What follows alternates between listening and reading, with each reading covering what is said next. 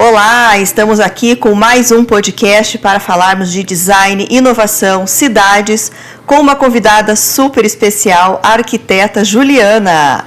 Ju, seja muito bem-vinda ao canal Universo Curitiba para falarmos de arquitetura, design e a cidade de Curitiba. Quanta inovação que nós temos aqui na cidade e como que a arquitetura pode contribuir com planejamento, gestão e tudo que você tem aí com toda a tua experiência, né? Então, a Ju vai falar um pouquinho sobre a arquitetura e, principalmente, da profissional Ju.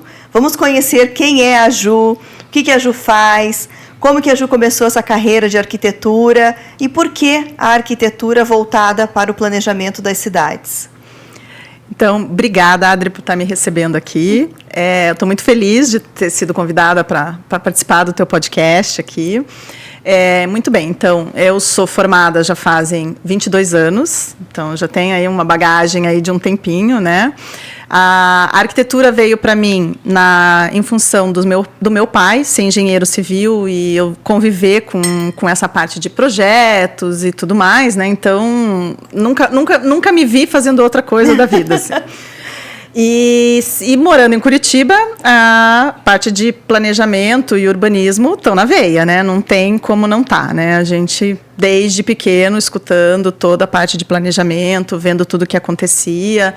Eu venho de uma família que as pessoas são muito curiosas, sempre gostaram muito de participar de todos os eventos, as inaugurações de parques e tudo que tinha por aqui. Então, a gente sempre estava mobilizando. Estava sempre por aí, sempre vendo. Então, a gente sempre participou muito da cidade. Eu morei até os meus 7 anos em São Paulo, depois voltei para cá. Mas a infância mesmo ali, né? A parte da lembrança, tudo foi Curitiba, né? Então, assim, São Paulo é muito pouca coisa que a gente lembra, né? Então, é Curitiba, que foi a cidade onde eu cresci, desenvolvi, e vi ela se desenvolver, e via crescer e mudar completamente, né? Nesses 20 e poucos anos que eu tô aqui. 30 quase anos que eu tô aqui, um detalhe. Mas praticamente em 30 anos a diferença que fez na cidade. Uhum. Então, tudo isso me despertou muito. Na época da faculdade, foi uma coisa que eu sempre me interessei muito em entender essa parte do urbanismo. Tanto que achei que eu ia exclusivamente para essa área, né? E no final acabei chegando à conclusão que não precisava trabalhar com urbanismo para estar interferindo na cidade também, ajudando de alguma maneira, pensando na cidade para pessoas e pensando porque a gente pode estar pensando no pequeno, no projeto menor também para pessoas, claro. E também fazendo o convívio. Né? Com todo o impacto. O impacto acaba vindo disso também, porque isso é muito importante, né? A gente precisa pensar a cidade para pessoas e a arquitetura para pessoas, ela não é só do interno. Às vezes as pessoas acham que a gente faz arquitetura de interiores e é só isso que pensa nas pessoas, né? E não é. A gente pensa nas praças, a gente tem que pensar na ligação entre o edifício interno e externo, esse isolamento que hoje a gente vê muito na cidade, dos muros que acabam deixando a cidade muito fechada. São discussões que têm que ser retomadas e têm que ser feitas. Algumas coisas já estão sendo revistas, inclusive, nessa área, para tentar, por exemplo, mudar um pouco essa questão do tamanho dos loteamentos, do tamanho desses condomínios fechados, para não fazer essas grandes muralhas que a gente tem em alguns lugares, que você tem uma calçada super estreita, 2 muros, um de cada lado, para você passar, e ninguém anda naquela área, né? É uma área morta. Exato. Então, essas áreas acabam ficando ociosas. Não tem um comércio. Não tem local. Comércio, porque você tem e todo mundo que está naquele bairro acaba se voltando para dentro da sua casa e faz tudo muito longe. Acaba que não existe aquele movimento que a gente vê em alguns outros bairros, que tem aquele comércio de vizinhança, que você vê aquela coisa gostosa do pessoal andar na rua, da efervescência e desse movimento que as pessoas têm que ter, né? Faz todo sentido. Eu moro no bairro do Santo Inácio e ali são muitos condomínios, muitos. Então é difícil, não tem um comércio local próximo, bem próximo, uma padaria bem próxima, um mercadinho bem próximo. Tudo eu tenho que fazer de carro. não posso fazer nada a pé ali, porque não tem. Tem um posto de gasolina ali perto da minha casa só. Que salva para algumas coisas. Exato. Então, nossa, faz todo sentido isso. Eu tô numa área que respira todo um planejamento urbano de Curitiba, porque eu moro no Bigorrilho.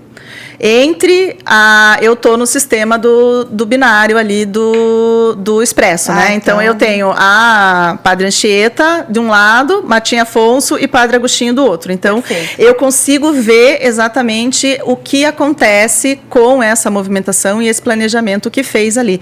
Porque eu trabalho a 2 quadras, o meu escritório fica a 2 quadras de casa, então eu faço tudo a pé por ali. Eu tenho banco, eu tenho farmácia, eu tenho mercado, eu posso, se eu quiser caminhar pela Avenida do Expresso, como muitas pessoas começaram a fazer desde a época da pandemia, você vê um movimento muito grande de gente fazendo exercício ali.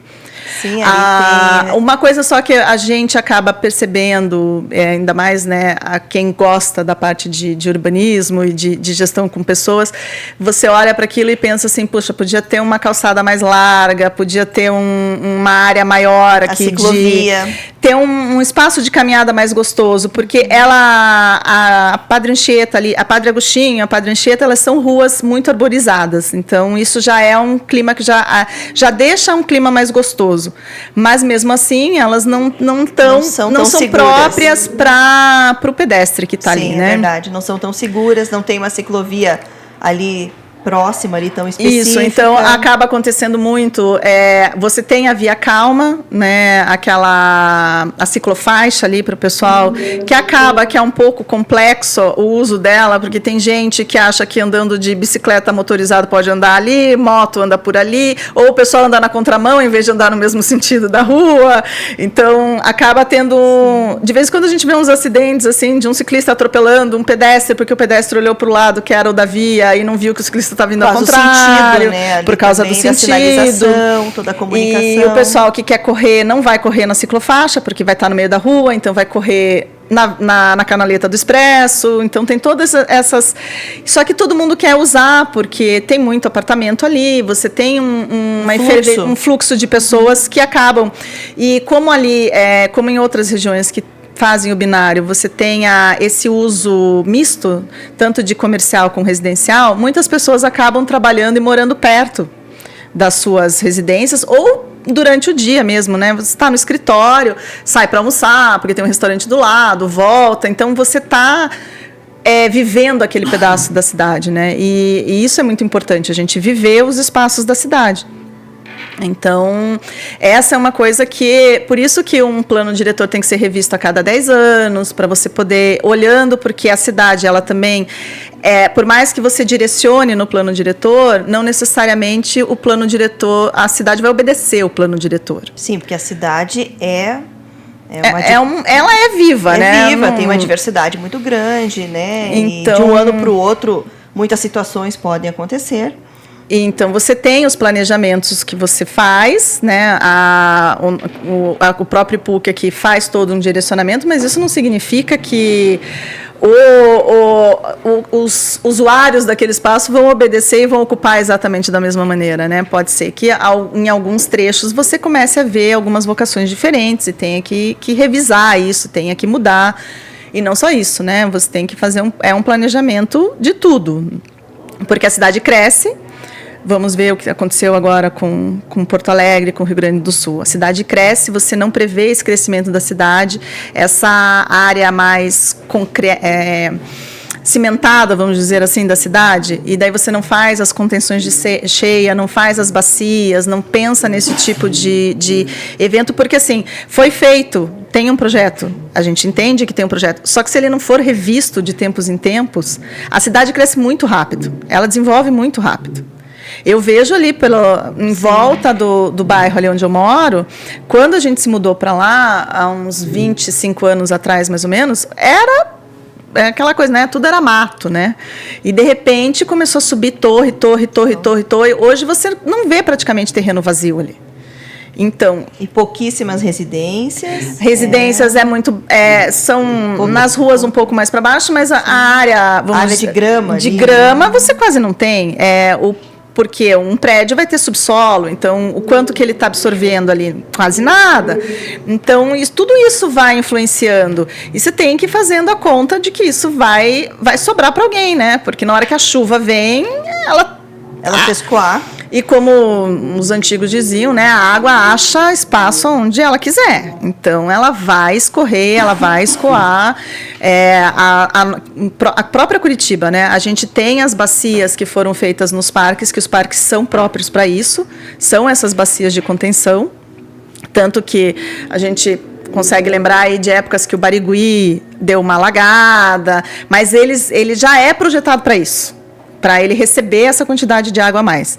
Só que uma hora ele não vai dar conta. Uma hora o copo vai estar um pinguinho a mais, vai vazar. Então tem que revisar, tem que olhar, tem que ver para onde dá para crescer, tem que ver como fazer. Hoje a prefeitura está exigindo em vários zoneamentos já a obrigatoriedade do mecanismo de contenção de cheias, que é uma bacia que é feita dentro do prédio, que vocês... Para edifícios? Para edifícios, ou mesmo para indústrias que têm áreas impermeabilizadas muito grandes, 3.000 metros quadrados, você já precisa pensar nisso, porque ela retém a água dentro dessas caixas e vai soltando aos poucos no sistema pluvial. Então, não sobrecarrega o sistema pluvial. Naquele momento que dá aquele chuvão, ela dá uma segurada. Então, você começa a ter um alívio um pouco do sistema ali.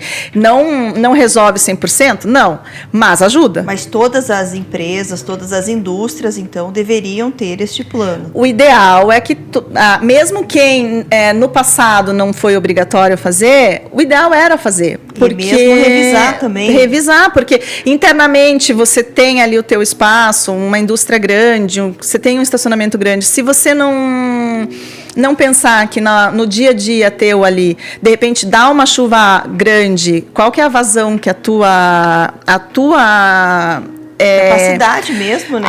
O teu estacionamento, a tua grama vai absorver ali, vai entrar dentro da tua indústria também, vai entrar dentro do teu comércio também. Então, você mesmo pode estar prejudicando você de alguma maneira, né? Tudo que está acontecendo, né, no Rio Grande do Sul, acho que está chamando a atenção de muitas empresas. É um alerta para isso, para todo mundo, né? Um alerta geral, especialmente para nós aqui, que somos regiões que tem esse clima aqui de épocas, de estações que chovem mais, e não só aqui, né, mas em outros lugares do Brasil. É interessante pensar nisso, porque você tem que...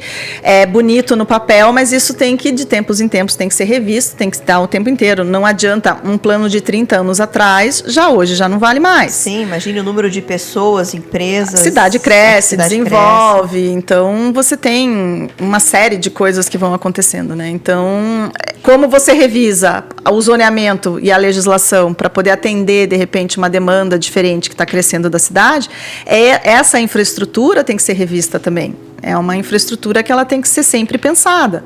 É igual você fazer manutenção da casa. Manutenção da casa tem que ser todo, né? Você tem que estar ali. Todo ano você tem que estar cuidando da pintura, cuidando do telhado. Se você tem uma laje, tem que dar uma olhadinha se não tem, né, nenhuma infiltração. Por quê?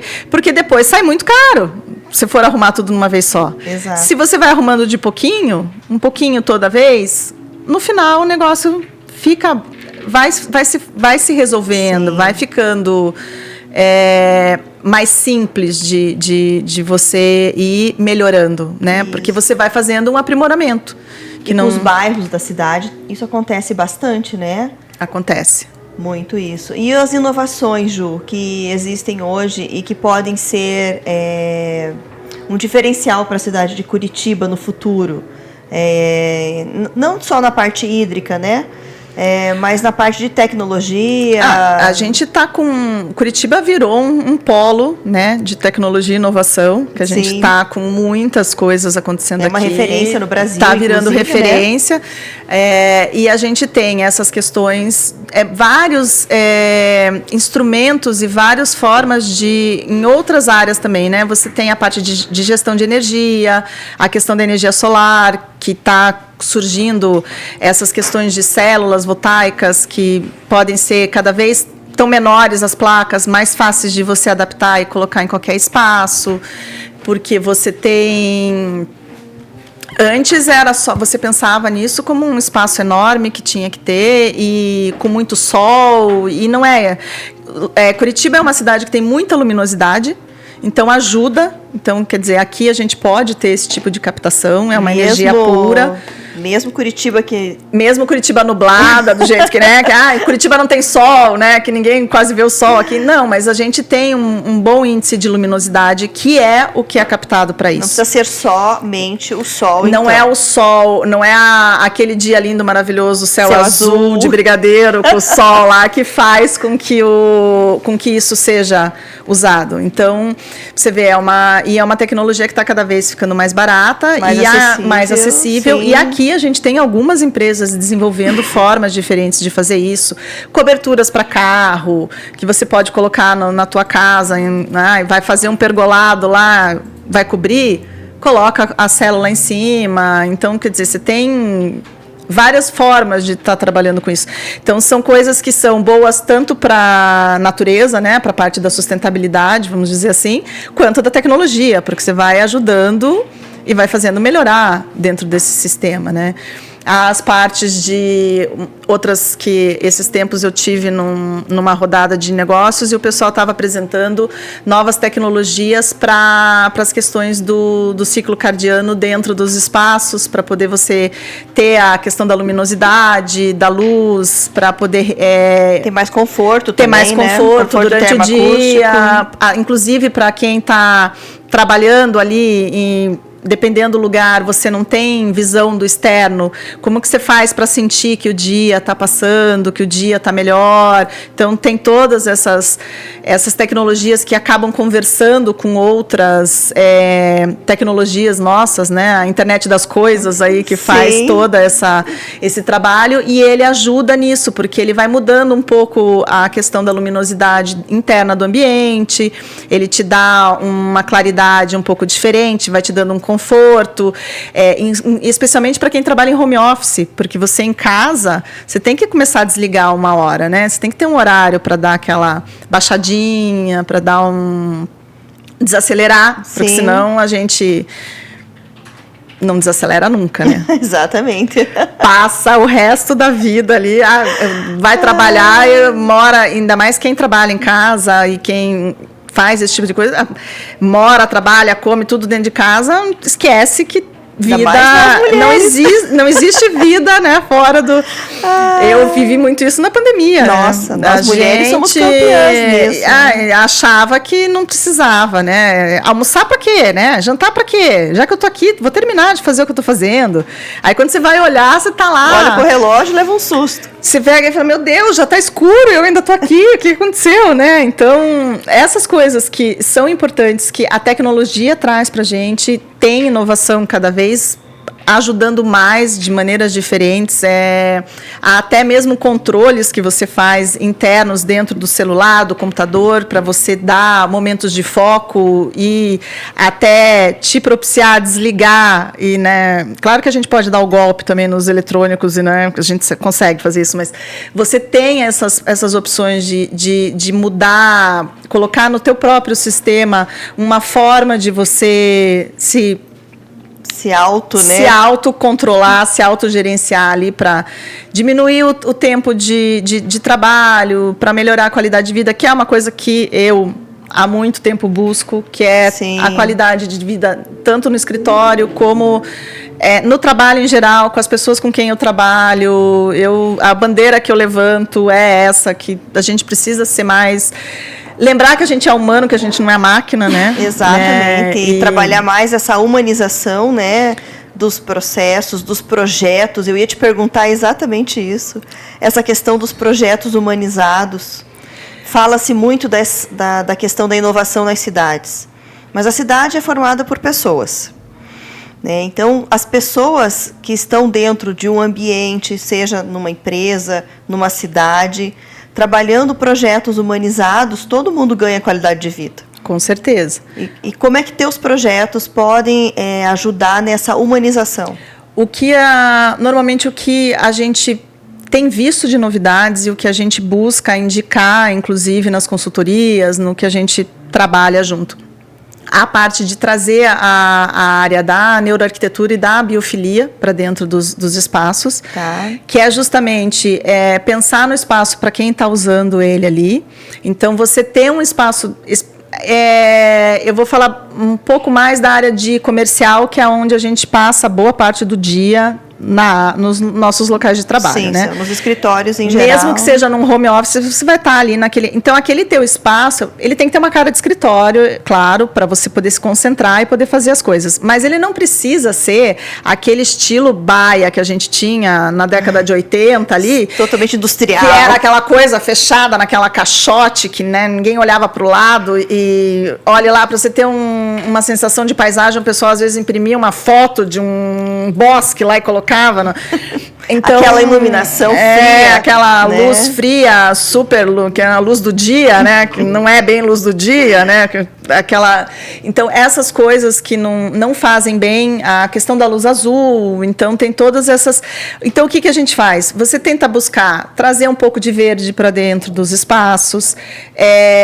Se não dá para trazer... Muita gente é contra o verde artificial, mas se não dá para trazer o verde natural, traz um verde artificial que vai te dar pelo menos aquela sensação de ter um espaço ali um pouco diferente. E isso a biofilia traz. Isso a biofilia traz, porque você pode trabalhar com carpês que tenham formas mais orgânicas, com pisos que lembrem materiais como madeira, como pedra, que te trazem um pouco da parte da natureza. Sim, traz esse aconchego, né? Traz o aconchego, e você tem tecnologias hoje de extrema durabilidade para esse tipo de material e que são ecologicamente corretas, carbono zero, enfim, tem uma infinidade de revestimentos e que eles conversam entre si. Então, você consegue trabalhar, às vezes, num espaço, assim, naquela área onde você vai ficar sentado muito mais tempo, especialmente que nem aqui Curitiba, que é mais frio,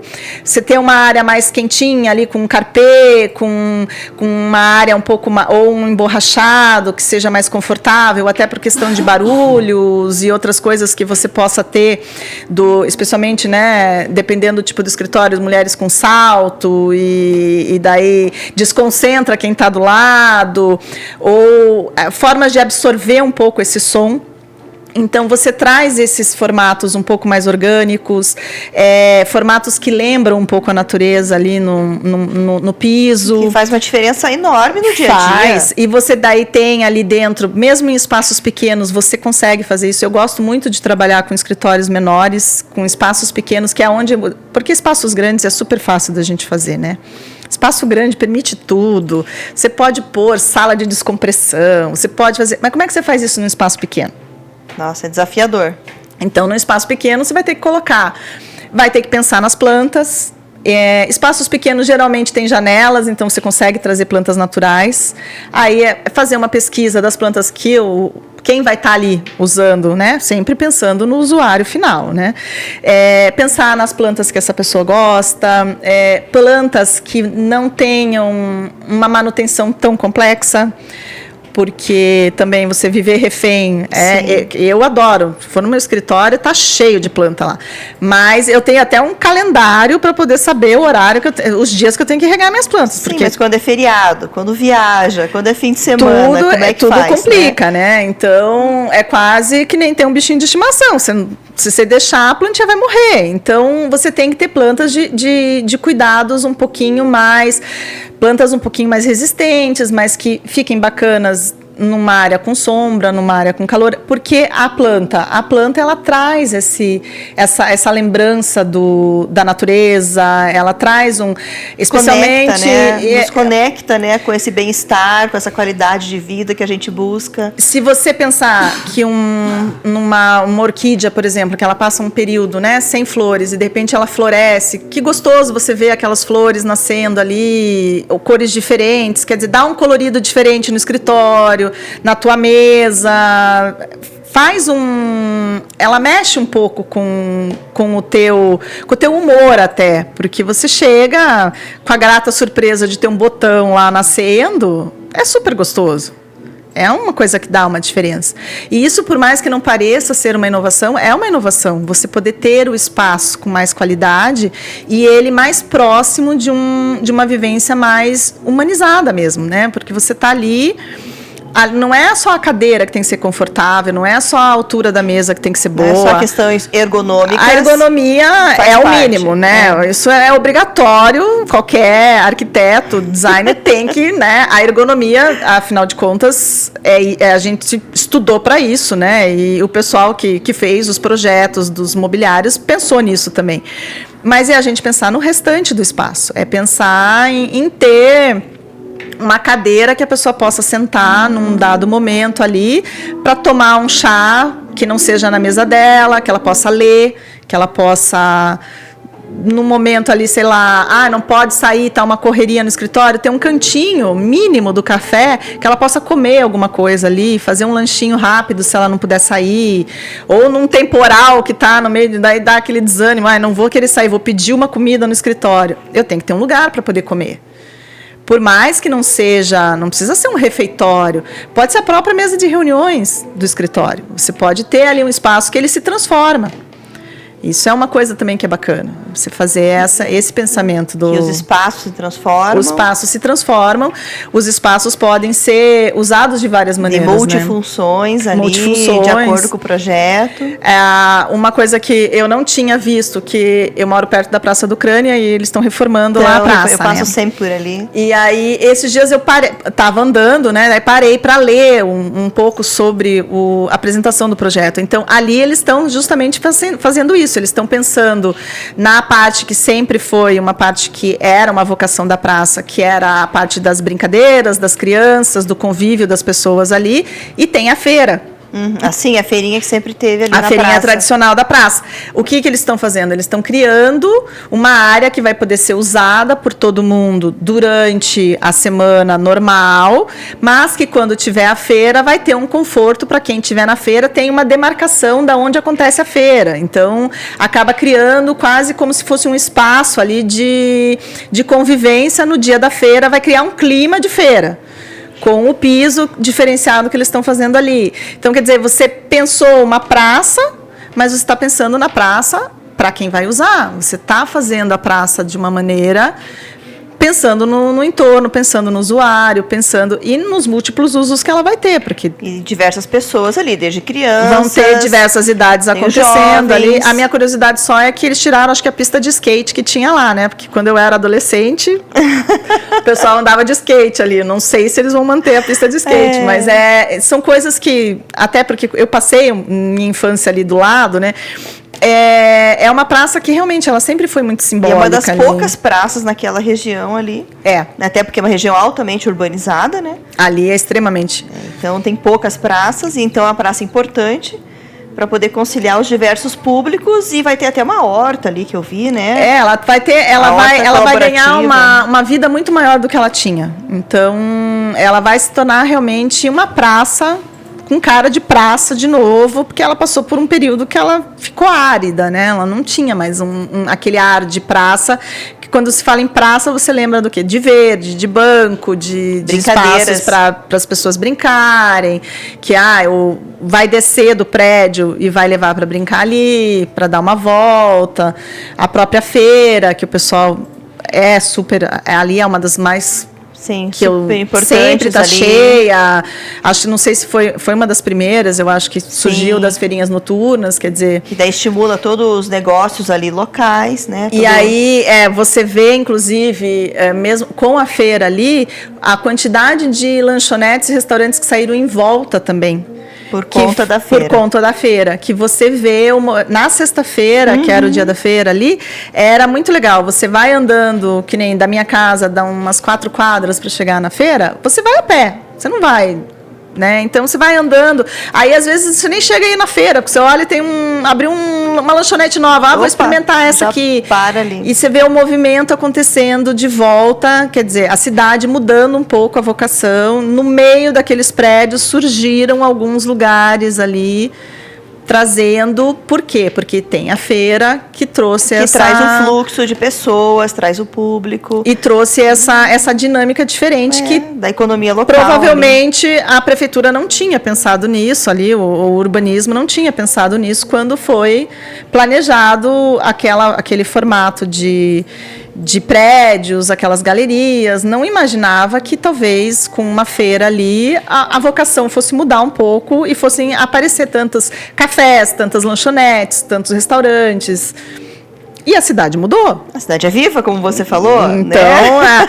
Acaba que muito da inovação que a gente também pensa é nesse tipo é pensar disruptivamente o uso dos espaços. A inovação na questão de prestação de serviços, de alimentação, do próprio turismo, que leva pessoas a conhecerem ali a praça, por exemplo, que chega como um chamariz, né, para a cidade. Sim.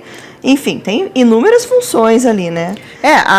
Quando a gente fala em inovação, normalmente a gente pensa muito na tecnologia. Em geral, as pessoas pensam muito na tecnologia. Mas a inovação tem outras vertentes, né? A inovação pode ser um jeito diferente de pensar uma coisa que já existia. Um novo modelo. Novo modelo de negócio, um novo modelo de servir, as próprios, a gente vê muitos desses, vários barzinhos que agora estão aproveitando as calçadas e o pessoal vai com cadeira de praia, especialmente no verão, fica todo mundo sentado em volta. Dinâmico, é dinâmico. Ele, na verdade, ele acontece naquele momento ali, de repente já não tem mais nada, já fechou, já não tem ninguém, mas é uma forma diferente de pensar, porque é no calor que o pessoal vai sentar ali fora, no inverno não vai sentar dentro do espaço. Então, você tem que pensar, e você como empresário, você tem que ter o tino para ir trocando isso e fazendo essa mudança, né? Sim, no dia a dia ali da cidade, né? Da cidade. Então, a cidade se transforma, os projetos se transformam, mas o mais importante de tudo é ter a inovação, pensar na gestão, no planejamento, não deixar essa inovação ser apenas uma inovação voltada para a tecnologia, e sim uma inovação que pode trabalhar as questões de serviços. Sim. E toda a humanização, né? Que a gente gosta muito desse papo, né, Ju? Não, e lembrar, né, que tudo isso é para pessoas, né?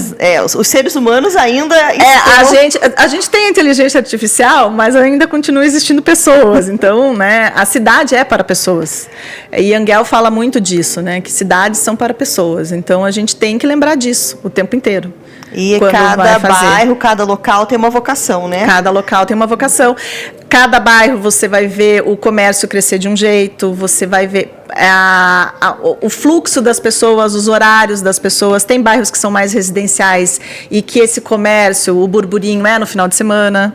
E durante a semana bem tranquilo, né? Super, não vou dizer morto, né? Mas é um lugar mais calmo. Mas daí chega no final de semana, tá todo mundo por ali em volta, é aquele comércio que teve que se adaptar e não fechar mais a 1h da tarde, teve que ir até um pouco mais tarde para poder acontecer, porque o pessoal vai nos horários que dia, que horário que ele pode. Ele trabalha em outro bairro, ele trabalha em outro lugar, para ele poder conviver ali e aproveitar o seu bairro. Ele vai aproveitar no final de semana, vai aproveitar no sábado, vai aproveitar no domingo. Então, são essas dinâmicas que a gente tem que lembrar sempre, né? Que na hora que a gente pensa no projeto, na arquitetura, em todos os conceitos, a gente tem que lembrar dos humanos que estão habitando o espaço ali. E estão trabalhando nos espaços, estão convivendo, né? Então, as cidades muitas vezes são projetadas para carros, mas tem todo o deslocamento. Eu ia te falar sobre a questão da mobilidade urbana, né? O que você pensa de Curitiba? Se nós temos uma ótima mobilidade, mas sempre há espaço para melhorias. Eu sou das adeptas de que a gente está mais do que na hora de ter o metrô aqui, né? A gente precisa. Eu acho que a gente tem um sistema muito eficiente de transporte público, comparado com outras cidades que a gente vê aqui, supera muito, mas a malha viária uma hora sobrecarrega. Já está sobrecarregada, do mesmo né? jeito como a gente estava falando de outras situações. A cidade cresceu, a gente tem um volume muito grande de carros e a facilidade da mobilidade já não está atendendo essa mesma facilidade, né? A gente já cresceu os ônibus o quanto a gente podia crescer os ônibus. Agora a gente já não está num ponto que daqui a pouco não dá mais, né? Não tem mais como fazer. E para você ter fluxo disso, para você ter você tem um volume muito grande de carros, claro, tem obras acontecendo o tempo inteiro, mas a gente tem que começar a pensar em outros modais que a gente pode incentivar e pode usar para que as coisas aconteçam. Mas, claro, tudo que você vai incentivar para fazer, mesmo o uso da bicicleta, que voltou, né, a questão das bicicletas de locação, eu vejo muito lá perto de casa. Sim, lá, voltou. O pessoal usa bastante, Sim, é uma coisa bem Barigui, interessante ali. Eu vejo, assim, que fizeram uma bem na rua, bem do ladinho do escritório ali, e eu vejo que quase não para a bicicleta ali. O fluxo e a troca de bicicletas, e daí é interessante porque eu acho que cada estação está pintada de uma cor, de vez em quando aparecem umas bicicletas de cores diferentes. Lá, a minha, lá do lado de casa, ela é azul. E aí, às vezes, aparecem umas bicicletas rosa, umas bicicletas roxa lá, estacionada. Eu falei, acho que deve, né? Não sei de onde veio, mas veio de longe, né? Porque não era dali. Então, isso mostra que as pessoas estão começando a usar. Mas, para elas usarem isso, a gente precisa ter uma qualidade de infraestrutura para as bicicletas também. As ciclovias. Tem que ter uma segurança e tem que ter uma coisa que eu acho que a gente precisa voltar a fazer aqui, que eu sou da geração da primeira família Folha, né? Ah, então, nossa, eu lembro da família Folha. Então, eu sou aquela curitibana que carrega o lixo dentro do bolso até achar um cesto de lixo, né? Porque a gente foi educado dessa forma. É verdade. Então, esses tipos de políticas também são inovações que acontecem, porque quando você punha aquela música da família Folha, acho que se tocar ela, eu canto ela inteirinha, de cabeça aqui. Você educou uma geração inteira. Que não podia jogar papel no chão. Não se joga papel no chão. Curitibano não joga papel no chão, né? Naquela época não jogava, né? Mas ainda assim, mesmo hoje, Curitiba é uma das cidades mais limpas que eu conheço, assim. Eu conheço cidades que... de todo o Brasil, turísticas, sim. Que são sofríveis, assim. Sim. Que você pensa que dá vergonha de imaginar que a pessoa deixa a cidade ficar daquele jeito, né? A própria cidade. Mas... o que tem que fazer? Voltar a fazer esse tipo de campanha, voltar para esse tipo, inclusive reeducando as pessoas de como que é se comportar. E não é só o motorista. É o ciclista, é o pedestre, é o motociclista. A gente tem que conversar com todos os modais, que inclusive o pedestre acaba sendo agora, um modal. Muito patinete eu tô vendo também pela cidade. Então, patinete, o pessoal anda de todas as formas, né? Todas essas pessoas têm que aprender a se comportar dentro daquele transporte que elas estão usando, porque não é porque você é pedestre que você pode atravessar sem olhar, não é porque você é ciclista que você pode andar em cima da calçada. E tem direito de sair. Tem direito de sair, não é porque você é motorista que você pode sair loucamente e todo mundo que saia da sua frente e preste atenção em você. Quer dizer, todo mundo tem que se respeitar. Voltamos para falar do humano de novo, né? Todo mundo tem que se respeitar, cada um dentro do seu tamanho e ali. Da sua responsabilidade. E ter a responsabilidade, porque não é porque um tem mais um carro, porque o carro é maior do que o pedestre, então ele é mais responsável. Mas o pedestre não deixa de ter responsabilidade dele também. Então, essas coisas que a gente tem que se conversar sempre está conversando e sempre está observando, e isso tudo volta também até em formas de inovar como fazer esses transportes. E claro que a gente fica o tempo inteiro pensando e olhando e observando as coisas, mas a gente não tem uma fórmula mágica, né? Se tivesse era fácil, né? Tava tudo lindo, perfeito. Mas não dá para a gente não pensar nisso, não dá para a gente não discutir isso. Mas tem oportunidades, então, você como arquiteta, urbanista, você identifica como profissional oportunidades do metrô, por exemplo? Eu identifico a oportunidade, até já vi estudos de alguns que já foram feitos aqui, então eu acho que assim, existem formas de fazer, existem pontos que poderiam ser começados a trabalhar com isso, então... possibilidade tem. É um custo alto? É um custo alto. Não sou inocente de não saber que tem um custo alto. É uma obra cara. Exige uma mão de obra. Exige uma mão de obra, até porque, como eu falei, né, morei em São Paulo, mesmo sendo pequena, e tenho família lá, então volte e meia eu vou para lá. Eu sei que a obra nunca para também, sempre está fazendo coisas, sempre tem manutenção, sempre tem uma série, mas é mais um.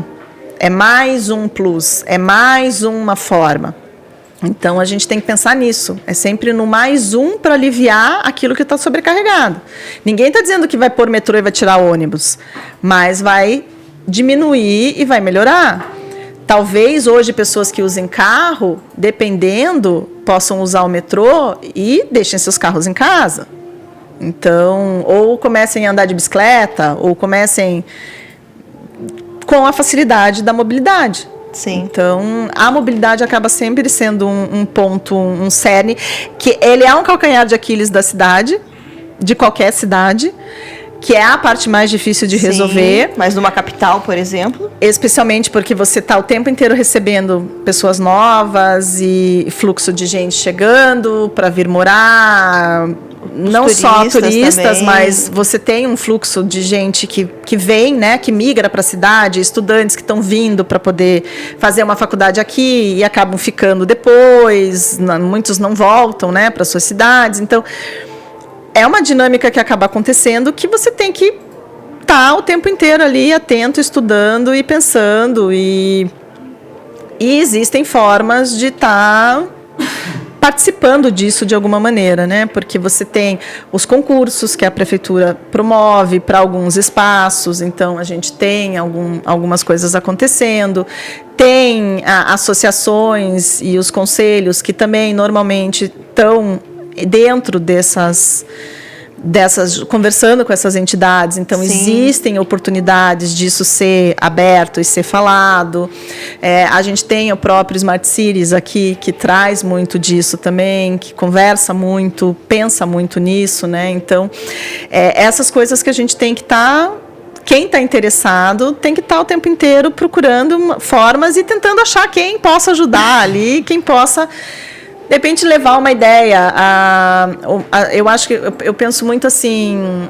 Eu demorei muito para entender que a gente podia inovar de várias maneiras, né? Até na própria gestão da empresa e em outras coisas. Mas na hora que eu entendi que a gente inova, às vezes é pelo óbvio, que às vezes o óbvio tem que ser dito. Porque você pensa assim, isso, né? Tipo, isso é tão básico, né? É tão normal. Aí você vai ver, nunca ninguém falou isso, assim, nunca ninguém externou. Daí na hora que alguém fala, gênio! Não, ele não ele simplesmente externou uma vontade que todo mundo tinha, mas ele foi lá e fez. Então, às vezes, o óbvio sendo dito, o óbvio sendo falado, sendo comentado, sendo solicitado, sendo de alguma maneira disseminado e assim, com redes sociais hoje, com podcasts, com YouTube, TikTok e outras, né? A gente tem tantas formas de comunicação que, na verdade, você pode pôr a boca no mundo mesmo sem estar num lugar numa posição de decisão, né? De decisão. Mas pode como influenciar, né? Você pode, de alguma maneira, estar pondo um assunto em voga ali, alguma coisa que você viu, que de repente alguém que está num cargo ali que possa tomar uma decisão ou de repente entenda aquilo como uma coisa interessante, vai abraçar aquela causa e vai fazer aquilo acontecer. Então, foi uma coisa que eu demorei muito para perceber, que a inovação vinha, a gente podia inovar, às vezes a gente tem pensamentos super bacanas e a gente não externa. Por que a gente não externa? Porque a gente acha, mas ninguém vai... Tá, mas tudo será bem. Que isso é importante? Né? Mas será que de repente aquilo que você está pensando, juntando com a ideia de mais um que está pensando uma outra coisa parecida, não vai dar liga e não vai funcionar, e não vai virar uma coisa bacana, e não pode virar... Então, o universo Curitiba se conecta todo de uma maneira que eu acho que todo mundo pode contribuir de alguma maneira, né? De alguma forma dentro do nosso ecossistema aqui de inovação e de tecnologia e o Vale do Pinhão aqui todo pensante e pulsando do jeito que está. Sim, com todo... As outras incubadoras que a gente tem dentro das universidades, então... Todas as lideranças envolvidas, né? Tem muitas pessoas aqui em Curitiba que pensam, né? Nessa inovação da cidade, como é que a cidade também se conecta aí com tudo que nós estamos conversando, e o design está no meio de tudo isso, porque design ele é muito transversal, e tem a inovação também, muito transversal. Agora, eu amei isso, essa questão do óbvio tem que ser dito para inovar. Adorei, isso é fantástico. Vou pensar muito mais nisso também, viu? Olha, um grande aprendizado. Isso foi uma das coisas que, entre as minhas mentorias, conversando sobre aquela coisa de milhões de ideias no caderno, e daí conversar com alguém que eu estava conversando com um consultor que se tornou super amigo meu. Até pena que ele foi embora agora de Curitiba, mas ele olhou para mim e ele falou assim, você já pensou em aplicar isso, todas essas suas ideias? Eu falei assim, não, mas tem umas coisas aqui que acho que todo mundo já faz. Ele falou assim, você foi procurar para ver se alguém já faz? Eu falei, não. Daí ele falou assim, então, o óbvio tem que ser dito.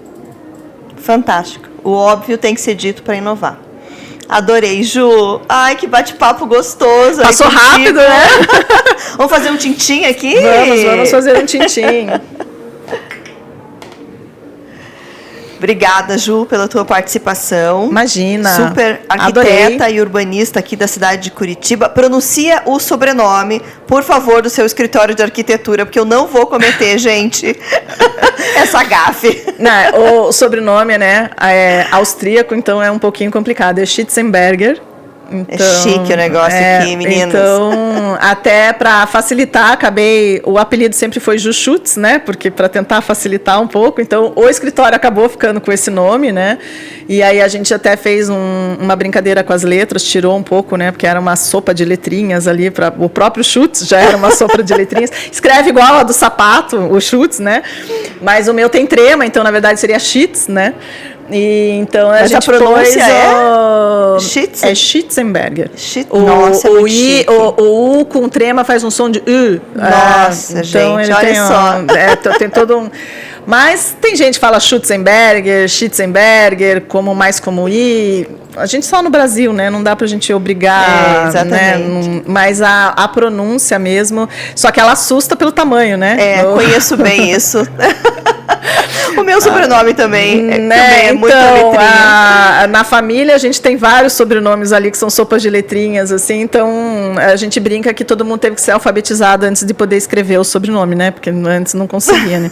Eu até hoje, se alguém me pergunta assim, tá certo o sobrenome, eu tenho que ler, e eu tenho que ler letra por letra. Porque se eu olhar, bater rápido o olho, eu não tenho certeza. Foge alguma letrinha ali, Eu não tenho certeza. E se não me interrompa no meio se eu estiver soletrando ele também, porque eu tenho que voltar e começar a soletrar ele todo de novo, porque é igual número, assim. Porque é muito grande. Então. Mas, né, eu só tenho ele também, né? Porque um sobrenome desse tamanho não dava. Já né? tá ótimo, né? Suficiente já, né? Não cabe nem no cartão de crédito, né? Então... Que delícia esse bate-papo aqui, gente. Obrigada pela participação. Obrigada, Ju, por aceitar esse bate-papo nosso, que seja apenas o primeiro de muitos podcasts para falarmos de arquitetura e inovação em cidades. Obrigada. Com certeza. Virei quantas vezes você me convidar. Obrigada. Tá bom? Obrigada.